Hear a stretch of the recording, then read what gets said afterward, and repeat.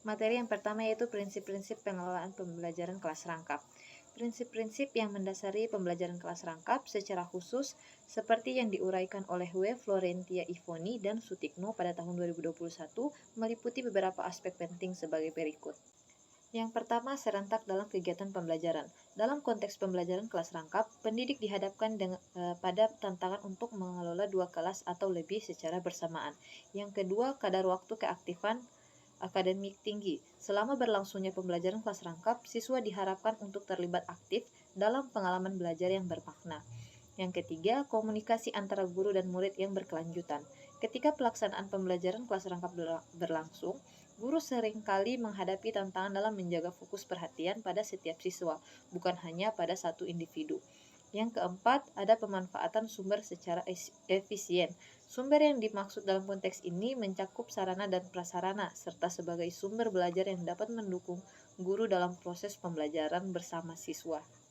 Materi yang kedua yaitu model-model pengelolaan pembelajaran kelas rangkap.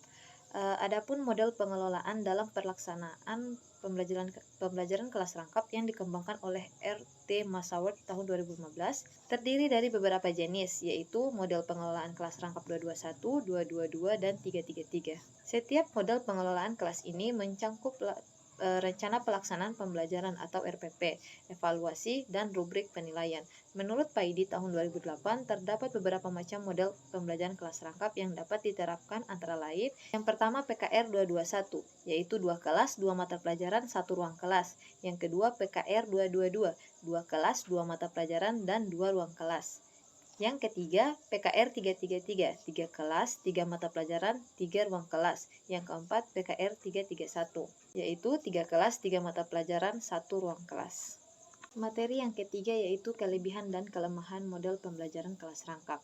Menurut Susilowati tahun 2001, dalam bukunya PKR menjelaskan bahwa kelebihan model PKR yang pertama yaitu peserta didik mempunyai kecenderungan untuk mengembangkan kebiasaan bekerja secara independen dan keterampilan belajar sendiri.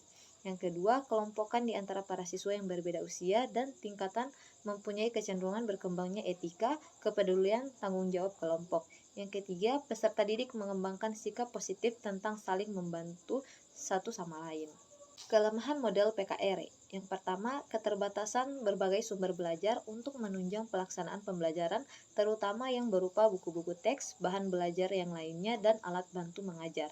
Yang kedua, jika siswa dalam kelas jumlahnya lebih dari 25 siswa, maka kelas PKR harus dibagi menjadi 2 kelas.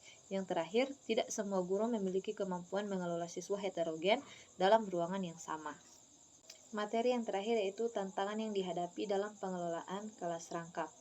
Ada 8 tantangan utama dalam pembelajaran kelas rangkap, yaitu hasil sarana dan prasarana, ketidakpedulian orang tua, manajemen kelas, bahan ajar, dukungan dari pihak sekolah, belum adanya penilaian dalam pembelajaran kelas rangkap, kemampuan guru dan mengajar, dan terakhir belum tersedianya struktur kurikulum dan kesiapan siswa.